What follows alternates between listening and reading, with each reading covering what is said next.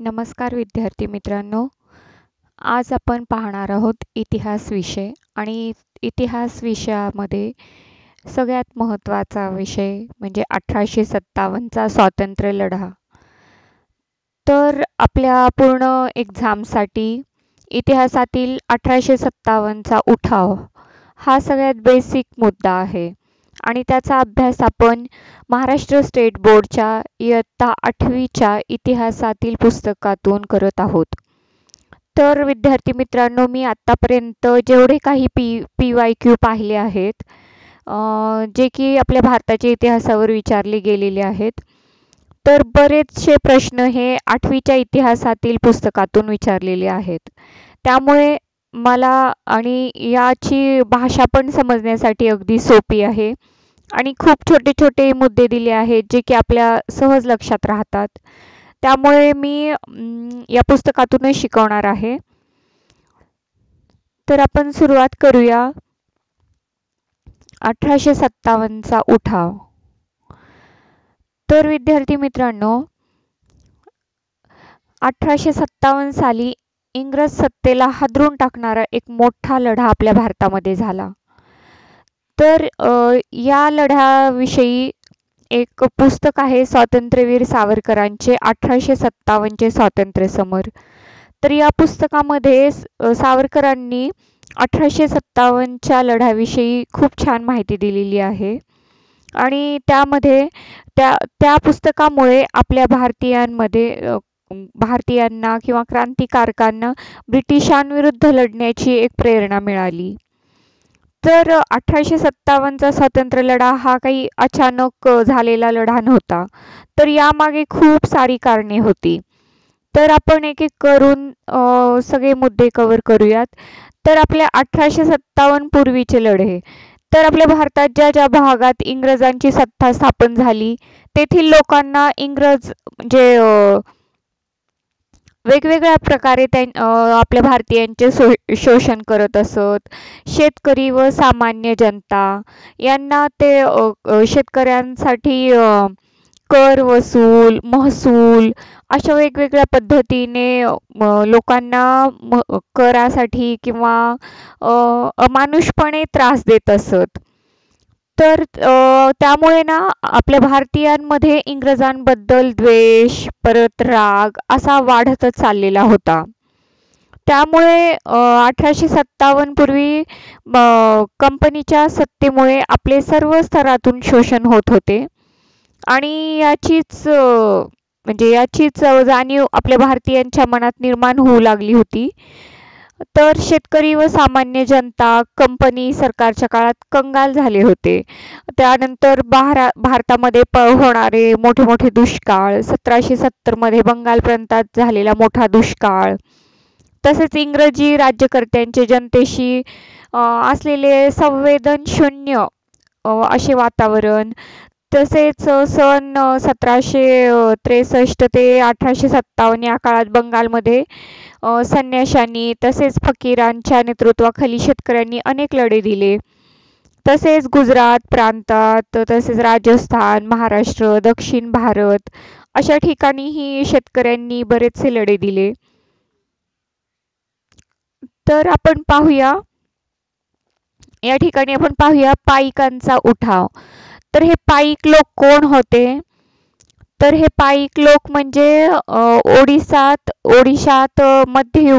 युगीन काळापासून पाईक पद्धती अस्तित्वात होती आणि तिथले जे राजे होते हे त्यांचे सैनिक होते आणि त्यांनाच ते काय म्हणत असत, पाईक. आणि राजांना जेव्हा केव्हा लढाईसाठी त्यांची गरज असे तेव्हा हे पाईक लोक राजांना मदत करत आणि त्या बदल्यात राजाने त्यांना उदरनिर्वाहासाठी काही जमिनी दिल्या होत्या आणि ते एरवी जमिनी म्हणजे शेती व्यवसाय करत आणि जेव्हा राजाला गरज असे तेव्हा ते राजाच्या बाजूने लढाईला उभे राहत. परंतु इसवी सन 1803 मध्ये इंग्रजांनी ओडिशा जिंकून घेतला आणि इंग्रजांनी पाईकांच्या परंपरागत जमिनी काढून घेतल्या आणि त्यामुळे पाईक संतापले आणि तसेच इंग्रजांनी लावलेल्या करांमुळे मिठाच्या किमतीत वाढ होऊन आपल्या सामान्य लोकांना म्हणजे सगळ्या गोष्टींसाठी कर द्यावा लागत असे. तर मिठासारख्या गोष्टीलाही आपल्याला कर भरावा लागत असे. त्यामुळे 1817 मध्ये इंग्रजाविरुद्ध पाईकांनी सशस्त्र उठाव केला होता आणि या उठावाचे नेतृत्व केले होते बक्षी जगनबंधू विद्याधर. तर पाईकांचा उठाव कोठे झाला होता? तर पाईकांचा उठाव हा ओडिसा राज्यामध्ये झाला होता आणि हे पाईकांनी इंग्रजांशी सशस्त्र लढा दिला होता आणि त्यांचे नेतृत्व केले होते बक्षी जगनबंधू विद्याधर यांनी. तर या ठिकाणी इकडे पाहूया आपण उमाजी नाईक. उमाजी नाईक हे महाराष्ट्रातील होते आणि उमाजी नाईक यांनी तर इंग्रजांशी अगदी उग्र असा लढा दिला होता. उमाजींनी आपल्या उमाजी नाईक हे रामोशी होते. रामोशी म्हणजे जे आपले गड किल्ले असत शिवाजी महाराजांचे त्यांचे ते रखवालदार असत. म्हणजेच ते गडाची किल्ल्यांची ते रक्षण करत असत.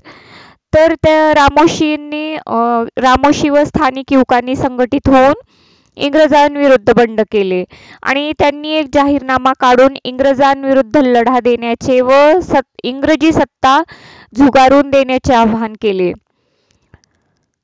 तर हे पाहू शकता आपण उमाजी नाईक.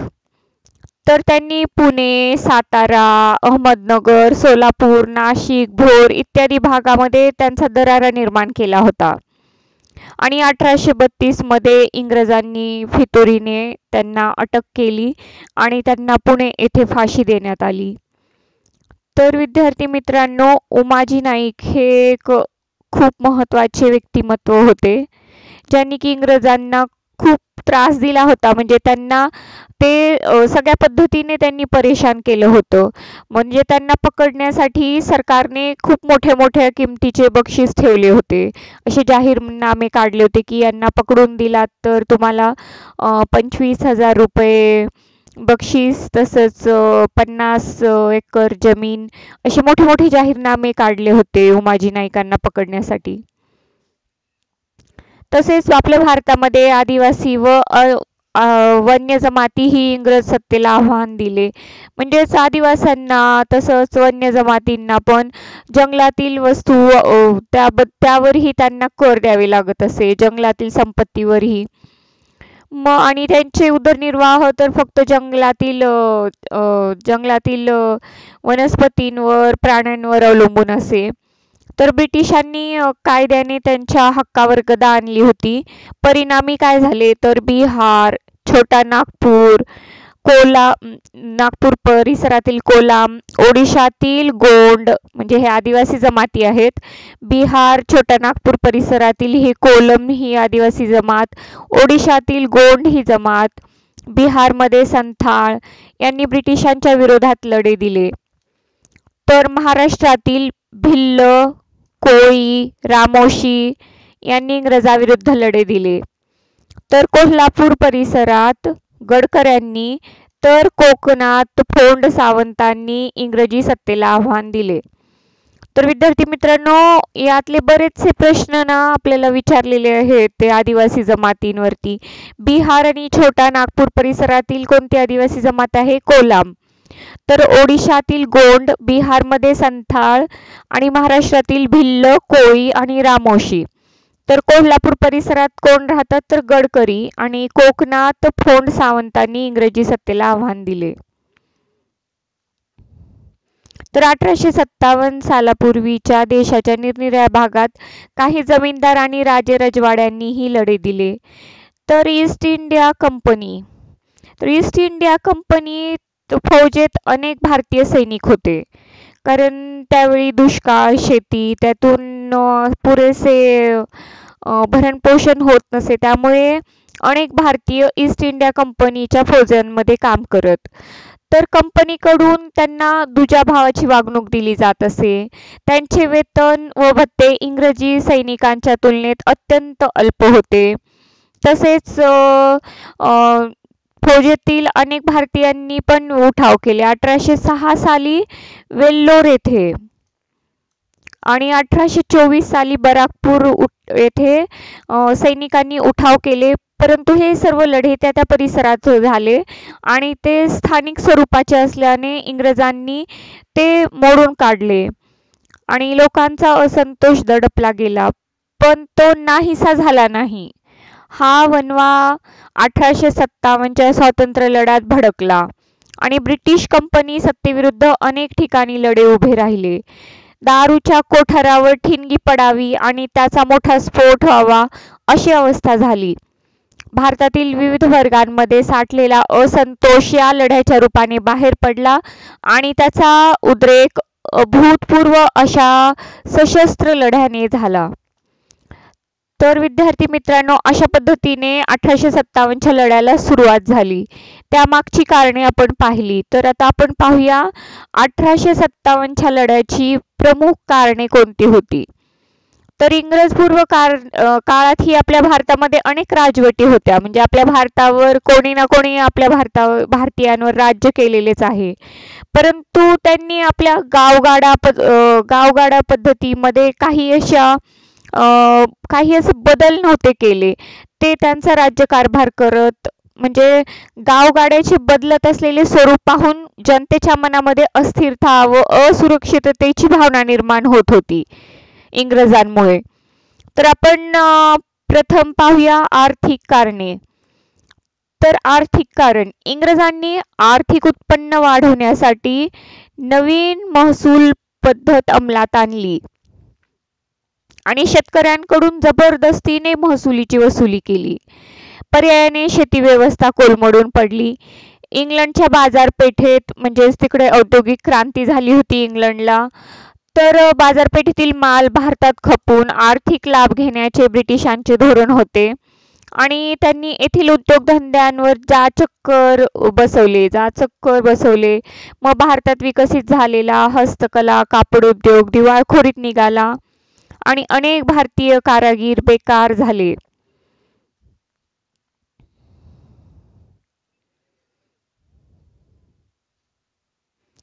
आणि सर्वांच्या मनात इंग्रजांविरुद्ध असंतोष वाढत गेला. तर ही झाली आपली आर्थिक कारणे. तर आता आपण पाहूया सामाजिक कारणे. सामाजिक कारणे यामध्ये काय काय असेल, तर इंग्रज आपल्या चालीरीती, परंपरा, रूढी यात हस्तक्षेप करत असत आणि भारतीयांना वाटू लागले की, म्हणजे ते आपल्या रूढी परंपरा यामध्ये हस्तक्षेप करून त्यामध्ये जे बदल करत होते ते आपल्या भारतीयांना ते पटत नव्हते.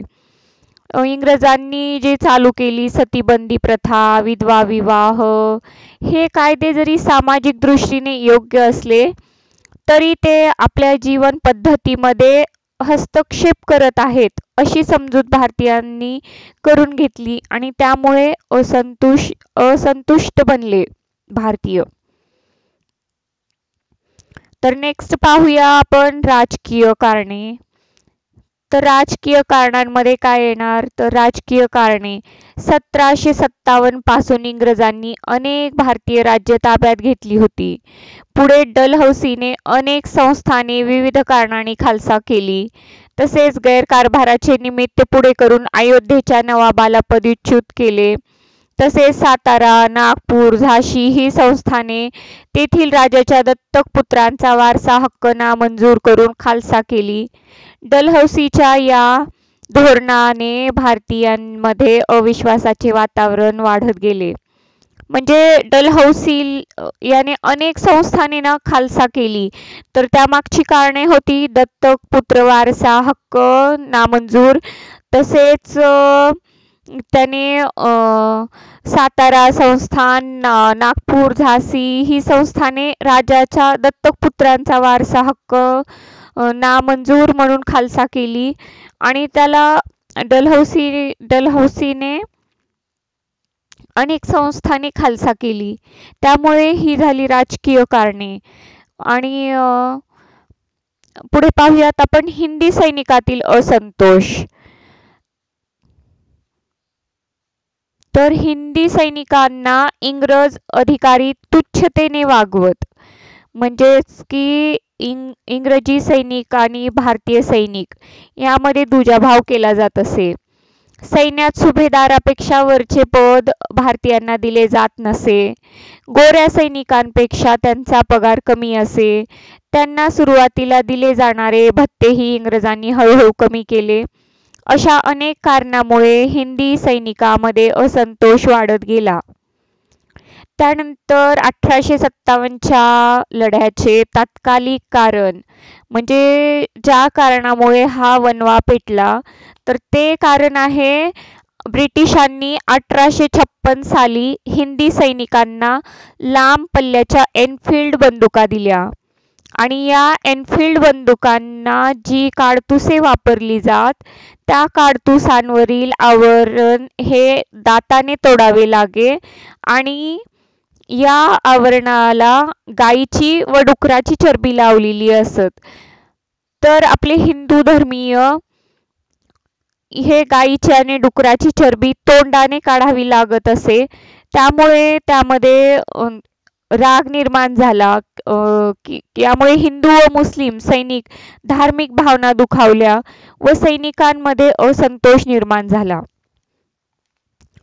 तर विद्यार्थी मित्रांनो, हे आहे सैनिकांमधील असंतोषाचे कारण.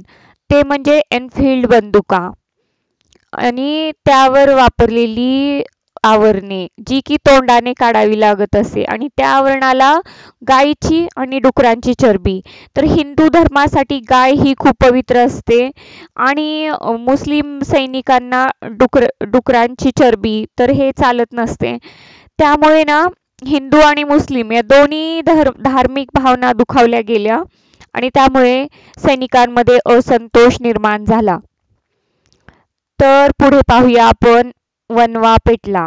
तर चरबी लावलेली काडतुसे वापरण्यास ज्या सैनिकांनी विरोध केला त्यांच्यावर शिस्तभंगाची कारवाई झाली आणि त्या सैनिकांना जबर शिक्षा करण्यात आल्या.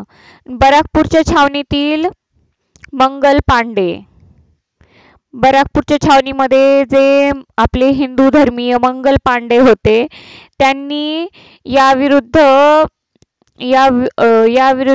तक्रार केली, परंतु त्यांना शिस्तभंगाचे आरोप करून त्यांच्यावर कारवाई करण्यात आली. त्यामुळे मंगल पांडे यांनी इंग्रज अधिकाऱ्याच्या अन्यायी वृत्तीला विरोध करण्याच्या भावनेने त्यांनी ब्रिटिश अधिकाऱ्याला गोळी झाडली.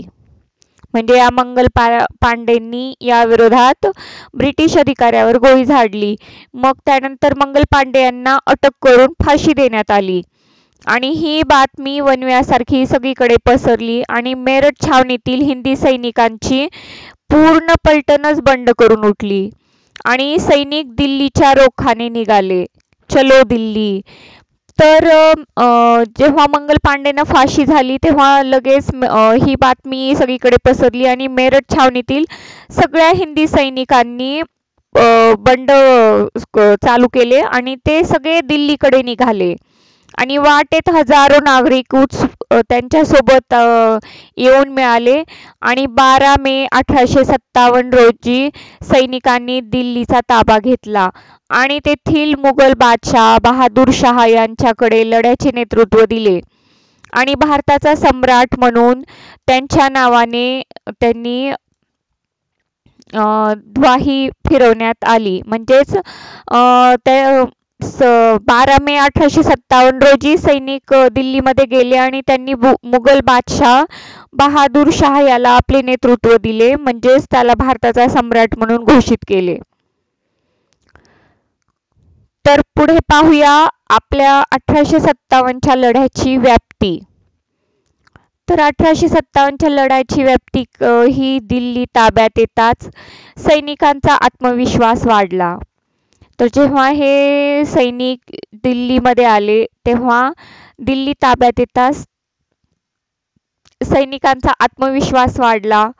भारतात इतर ठिकाणी असणाऱ्या सैनिकांनाही यामुळे प्रेरणा मिळाली आणि लवकरच उठावाचे लोण उत्तर भारतामध्ये बिहारपासून राजपुतानापर्यंत हिंदी सैनिकांनी बंडाचे निशाण उभारले. लखनौ, अहमदाबाद, कानपूर, बनारस, बरेली, झाशी या ठिकाणी उठावास प्रारंभ झाला. पुढे हे लोण दक्षिण भारतातही पसरले. नागपूर, सातारा, कोल्हापूर, नरगुंद अशा ठिकाणी उठाव झाले आणि साताराचे छत्रपतींचे वारसदार शहाजी प्रताप सिंह व कारभारी रंगो बापूजी, कोल्हापूरचे चिमासाहेब, नरगुंदचे बाबासाहेब भावे, अहमदनगर जिल्ह्यातील संगमनेर जवळील भागोजी नाईक इत्यादी या लढ्यात अग्रभागी होते. तसेच नाशिक जिल्ह्यातील पेठ, सुरगण्याच्या राणी सारख्या स्त्रियाही त्यात सामील झाल्या. तर कुठल्या कुठल्या नाशिक जिल्ह्यातील पेठ, सुरगण्याच्या राणी सारख्या स्त्रियाही त्यात सामील झाल्या. तर 1857 साली खानदेशात कजार सिंग यांच्या नेतृत्वाखाली भिल्लांनी उठाव केला. तर असा प्रश्न आला होता एक्झाम मध्ये की खानदेशामध्ये कोणाच्या नेतृत्वाखाली भिल्लांनी उठाव केला. तर 1857 साली खानदेशात कजार सिंग यांच्या नेतृत्वाखाली भिल्लांनी उठाव केला. तर सातपुडा परिसरात शंकर शहांनी लढ्याचे नेतृत्व केले. तर सातपुडा परिसरात कोणी केले? शंकर शहा यांनी. आणि खानदेशातील उठावात 400 भिल्ल स्त्रिया, हाही प्रश्न विचारलेला आहे. तर खानदेशातील 400 भिल्ल स्त्रिया सहभागी झाल्या होत्या. तर आपण पाहिले की कोण कोण सहभागी होते. तर साताऱ्याचे छत्रपती शहाजी प्रताप सिंह, त्यांचे कारभारी रंगो बापूजी,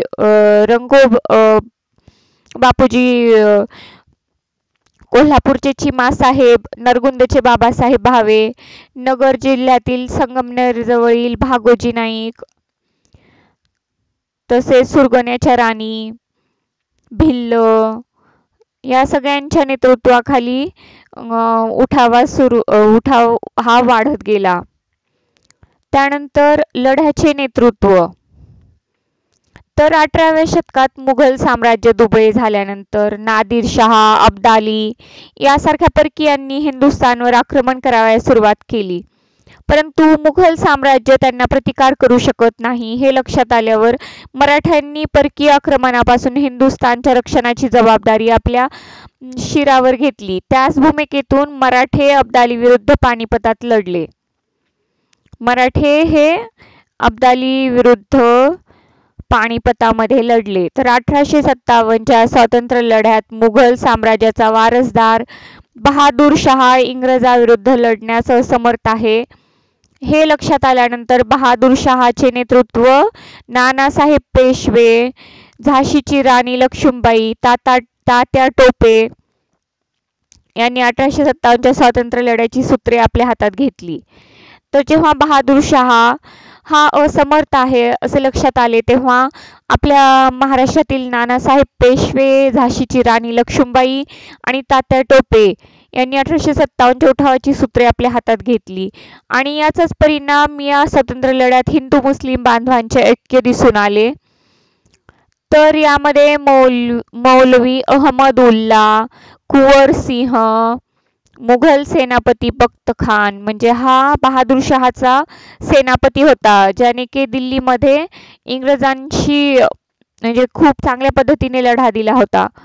बेगम हजरत महल याही इंग्रजांशी खूप संघर्षाने यांनी लढा दिला होता. हे कुंवर सिंह, तात्यासाहेब टोपे, राणी लक्ष्मीबाई झाशीची, तर या सगळ्यांनी इंग्रजांशी लढा दिला आणि त्यामध्ये त्यांना हुतात्मेही मिळाले. तर या ठिकाणी आपण पाहू शकतो हा आहे आपल्या भारताचा नकाशा. 1857च्या काळातला हा आपला भारत आहे आणि हा जो येलो कलरचा भाग आहे तो इंग्रजांच्या ताब्यातील प्रदेश आहे आणि हे पिंक डॉट जे आहेत गुलाबी तर ते लढ्याची महत्त्वपूर्ण ठिकाणे जसे पेशावर, लाहोर, फिरोजपूर, मेरठ, बरेली, मथुरा, इटावा, लखनौ, अयोध्या, आग्रा, कराची या ठिकाणी लढ्याची ठिकाणे आहेत ज्या ठिकाणी की 1857च्या लढ्याला सुरुवात झाली. सुरुवात म्हणजे त्या ठिकाणी लोकांनी इंग्रजांविरुद्ध लढा सुरू केला. तसेच दिल्ली, कानपूर, लखनौ, झाशी, पश्चिम बिहारमधील उठावाचे स्वरूप पण विशेष उग्र होते. तर इंग्रजांनी या उठावाचा बिमोड कसा केला? तर भारतीय इंग्रजांशी प्राणपणाने लढले. यामध्ये सैनिक, जमीनदार, राजे, सेनापती, जनता या सगळ्यांचा समावेश होता. हिंदी सैनिकांच्या नियोजित वेळेपूर्वीच हा उठाव सुरू झाला होता. म्हणजे म्हणजे जे की नियोजन होते तर त्याआधीच आपल्या मेरठ येथे बॅराकपूरच्या छावणीमध्ये तसेच मेरठ येथे उठावाला सुरुवात झाली. तर सुरुवातीला हिंदी सैनिकांना यश मिळत गेले, परंतु इंग्रजी सत्तेची सैन्य संख्या व प्रशासकीय ताकद ही मोठी होती आणि इंग्रजांनी उठावाचा बिमोड साम दाम दंड भेद या नीतीप्रमाणे केला आणि या धक्क्यातून इंग्रजी सत्ता लवकरच सावरली आणि त्यांनी पुढील 6 महिन्यातच गेलेली ठिकाणे परत मिळवली.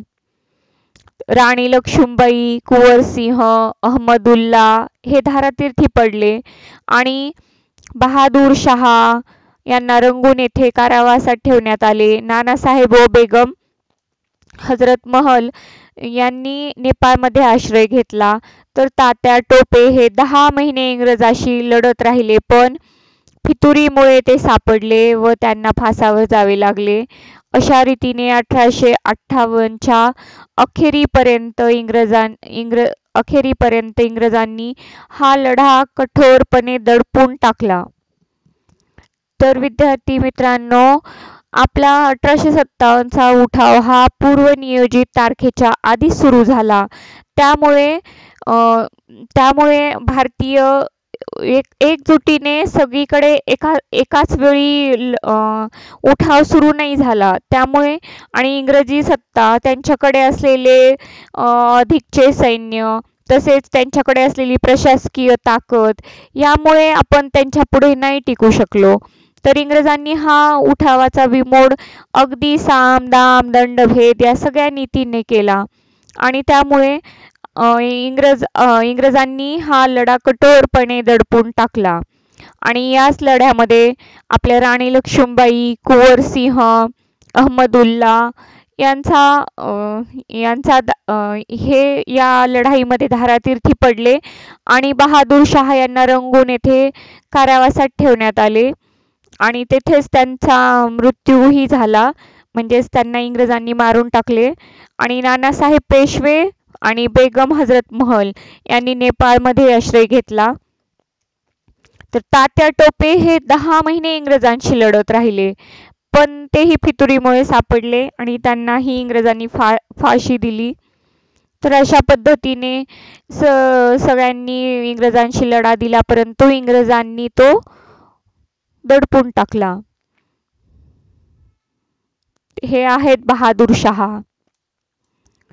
जरी लढ्याची सुरुवात हिंदी सैनिकांच्या असंतोषातून झाली असली तरी पुढे शेतकरी, कारागीर, सामान्य जनता, आदिवासी इंग्रजांच्या विरोधात एकत्र आले आणि या अन्यायकारी राजवटीचा पाडाव करण्यासाठी सर्व भारतीयांनी हा संग्राम केला आणि या लढ्यात हिंदू, मुसलमान, विविध जाती जमातीचे लोक मोठ्या ताकदीने उभे राहिले. इंग्रजांचे भारतातून उच्चाटन करणे हे सर्वांचे समान ध्येय होते आणि या पाठीमागे स्वातंत्र्याची प्रेरणा होती. म्हणूनच या लढ्याला व्यापक राष्ट्रीय स्वरूप प्राप्त झाले आणि पुढे पाहूया लढा अयशस्वी होण्याची कारणे. तर 1857चा लढा अपयशी होण्याची कारणे.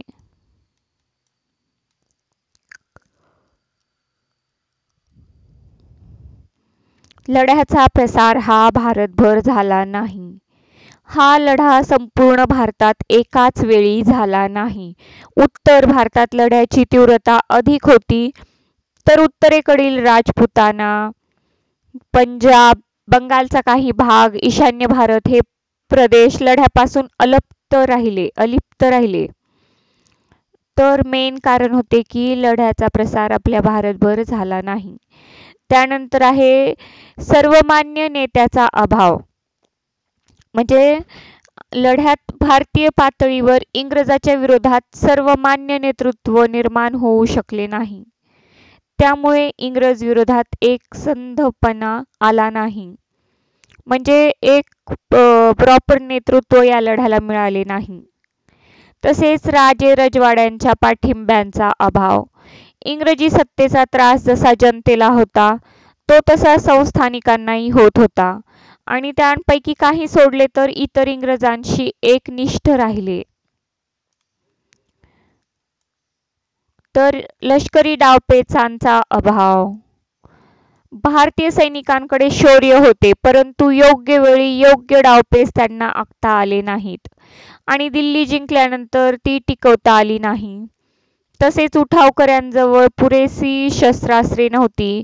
इंग्रजांकडे मोठी आर्थिक ताकद, शिस्तबद्ध सैन्य, अद्ययावत शस्त्रास्त्रे,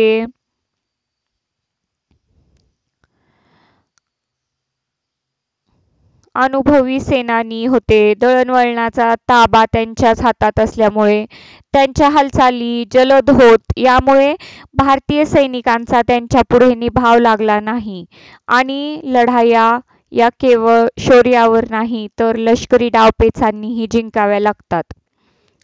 तर विद्यार्थी मित्रांनो, आपल्या भारतीयांकडे शौर्य होते परंतु जे इंग्रजांनी आपल्या सोबत जे डावपेच केले ते डावपेच आपल्या भारतीय सैनिकांना योग्य वेळी करता आले नाही. तसेच आपल्याकडे कमी हत्यार होते. तसेच आपल्याकडे दळणवळणाचा ताबा नव्हता.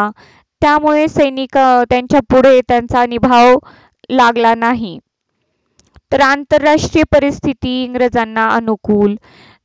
तर इंग्रजांचे रशियाशी सुरू असलेले क्रिमियन युद्ध नुकतेच संपले होते आणि यामध्ये इंग्रजांचा विजय झाला होता आणि जगातील अनेक देशांशी त्यांचा व्यापार होता आणि इंग्रजांची आरमारी ताकद मोठी होती आणि याउलट उठावकऱ्यांची परिस्थिती होती. म्हणजे आपल्याला कोणाचे सहकार्य नव्हते आणि आपल्याकडे हत्यार वगैरे काहीच प्रकार नव्हते. त्यांच्या अभावामुळे आपल्याला इंग्रजांशी लढणे म्हणजे आपली ताकद अपुरी पडली इंग्रजांपुढे. तर या 1857च्या उठावाचे परिणाम काय झाले? तर जरी आपण हा उठाव अपयशी झाला तरी त्याचे परिणाम हे ईस्ट इंडिया कंपनीवर झाले. तर यामुळे काय झाले तर इंग्लंडची राणी होती तिने या भारतीय संतोषात जी भर पडत गेली त्यामुळे इंग्रजी सत्तेपुढे 1857च्या लढ्याचे आव्हान उभा राहिले आणि त्यामुळे इंग्लंडच्या राणीने भारतातील इंग्रजी सत्ता ही ईस्ट इंडिया कंपनीच्या हाती सुरक्षित नाही असे वाटल्यामुळे 1857 साली ब्रिटिश पार्लमेंटने कायदा करून ईस्ट इंडिया कंपनीची राजवट बरखास्त केली. म्हणजेच ईस्ट इंडिया कंपनी संपुष्टात आली. तर विद्यार्थी मित्रांनो, 1857च्या उठावाचा सगळ्यात मेन परिणाम म्हणजे ईस्ट इंडिया कंपनीची सत्ता संपली आपल्या भारतातून आणि इंग्लंडच्या राणीने ब्रिटिश पार्लमेंटमध्ये नवीन कायदे केले आणि आपल्या भारताचा जो गव्हर्नर जनरल हे पद होते ते जाऊन व्हाईसरॉय हे पद निर्माण झाले. तर मागच्याच एका परीक्षेमध्ये विचारले होते की कोणत्या कायद्याने गव्हर्नर जनरल हे पद जाऊन व्हाईसरॉय हे पद आले. तर तो होता 1858चा कायदा की ज्या कायद्याने गव्हर्नर जनरल हे पद संपुष्टात आले आणि गव्हर्नर जनरल पद जाऊन व्हाईसरॉय हे पद निर्माण झाले. तर त्यावेळी आपल्या भारतामध्ये लॉर्ड कॅनिंग हा शेवटचा गव्हर्नर जनरल होता आणि तोच आपल्या भारताचा पहिला व्हाईसरॉय ठरला.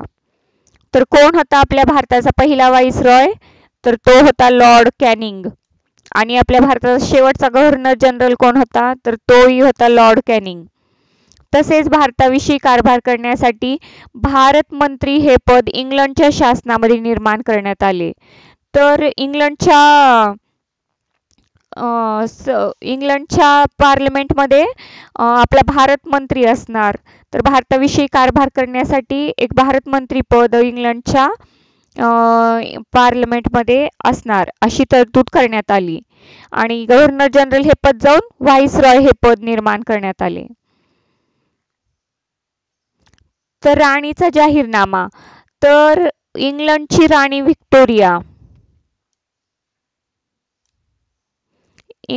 राणी व्हिक्टोरिया हिने भारतीयांना उद्देशून एक जाहीरनामा काढला. तर तो जाहीरनामा काय होता? सर्व भारतीय आमचे प्रजाजन आहेत. वंश, धर्म, जात किंवा जन्मस्थान यावरून प्रजाजनात भेद करणार नाही. म्हणजेच ते आपल्या समाजामध्ये वंश, धर्म, जात, जन्मस्थान यावरून भेद केला जाणार नाही. तसेच शासकीय नोकऱ्या देताना गुणवत्तेवर दिल्या जातील आणि धार्मिक बाबतीत कसलाही हस्तक्षेप करणार नाही. म्हणजे आता इंग्रज आपल्या धार्मिक बाबतींमध्ये हस्तक्षेप करणार नाहीत. आणि संस्थानिकांनी केलेले करार पाळले जातील. तसेच ती कोणत्याही कारणासाठी खालसा केली जाणार नाहीत.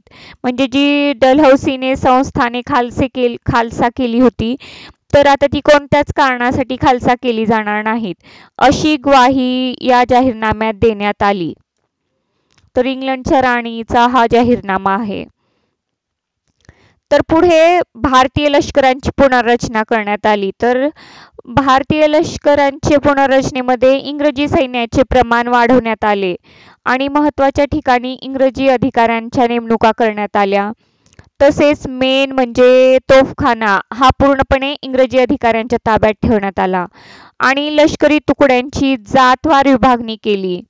म्हणजे त्यांनी सेपरेट अशा तुकड्या केल्या आणि त्या तुकड्यांमध्ये एकाच जातीचे लोक असा त्यांनी समावेश केला.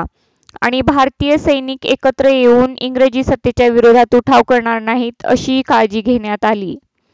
म्हणजे यापुढे कुठले उठाव होणार नाहीत याची काळजी आता इंग्रजांनी घेण्यास सुरुवात केली. तर पुढे पाहूया आपण धोरणात्मक बदल काय झाले. तर भारतीयांच्या सामाजिक व धार्मिक बाबतीत हस्तक्षेप करण्याचे धोरण इंग्रजांनी स्वीकारले.